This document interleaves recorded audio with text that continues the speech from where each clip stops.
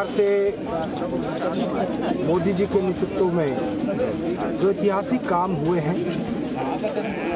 आज देश ही नहीं विदेश ही नहीं मेरे संसदीय क्षेत्र में भी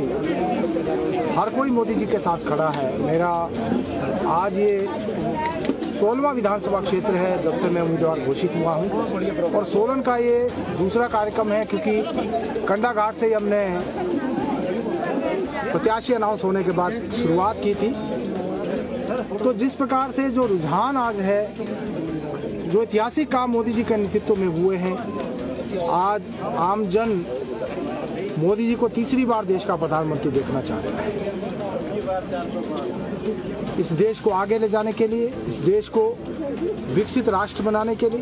इस देश को दुनिया की 2027 में तीसरी सबसे बड़ी अर्थव्यवस्था बनाने के लिए और इस देश को नंबर 1 बनाने के लिए जिस प्रकार माननीय मोदी जी ने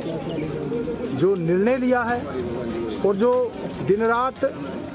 केवल और केवल देश को आगे ले जाने के लिए 24 घंटे 7 दिन प्रयासरत रहते हैं, जिन्होंने पिछले 10 सालों में एक भी अवकाश नहीं लिया है। जनता भी उस बात को आज समझती है, जनता भी उस बात को एंडोर्स करती है और जनता आज मोदी जी के साथ खड़ी है। निश्चित रूप से चुनाव में 400 पार का लक्ष्य भी प्राप्त होगा, भाजपा 370 पार भी करेगी, हिमाचल में 4 में से 4 भी होगा और शिमला संसदीय क्षेत्र चौथी बार हम जीतेंगे, ये जनता ने मूड बना लिया है। दूसरी ओर कांग्रेस पार्टी तो आज डूबता हुआ जहाज है, उनके पास प्रत्याशी नहीं है, उनके बड़े नेता चुनाव लड़ने से पीछे हट रहे हैं और आज जिस प्रकार से इस देश को 70 सालों तक इन भ्रष्टाचारियों ने लूटा, जो आज इंडी गठबंधन बनाकर मोदी जी को सत्ता से विहीन करना चाहते हैं, आज देश की जनता मन बना चुकी है कि मोदी जी के साथ खड़े हैं, मोदी जी के साथ खड़े हैं, मोदी जी के साथ खड़े रहेंगे और इस देश को आगे ले जाने के लिए मोदी जी को तीसरी बार प्रधानमंत्री बनाएंगे। सर, चर्चाओं में चला है कि आपके प्रतिद्वंदी वीरेंद्र कश्यप जी भी हो सकते हैं, क्या कहेंगे? देखिए, मैं इस विषय के ऊपर कोई कमेंट नहीं करना चाहता और पार्टी ने मुझे प्रत्याशी घोषित किया है। मैं पार्टी का आभारी हूँ, भारतीय जनता पार्टी का, अपने शीर्ष नेतृत्व का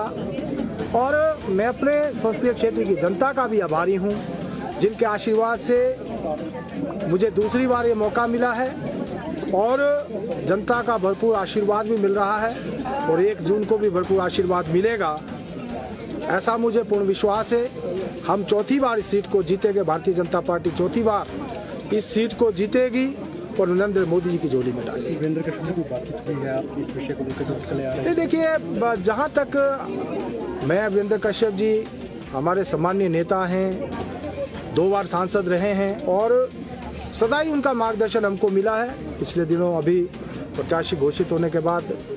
मुझे उनसे मिलना मेरा हुआ, उन्होंने आशीर्वाद दिया और बधाई देने के साथ उन्होंने कहा कि जो भी आदेश पार्टी का होगा, मुझे जो भी काम करना होगा, मैं आपके साथ तन मन धन से खड़ा हूं और निश्चित रूप से उनके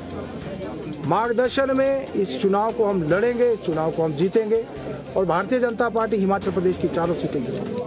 सर, शिक्षा मंत्री ने आरोप लगाए हैं कि मतलब आपने अपने संसदीय क्षेत्र में काम तो नहीं किए लेकिन आप नजर भी नहीं आए हैं, तो क्या कहेंगे इस पर? देखिए, मैं किसी के जो कोई इस प्रकार की बयानबाजी करता है और जो ऐसा व्यक्ति जो अपनी कैबिनेट से रोता हुआ निकलता है,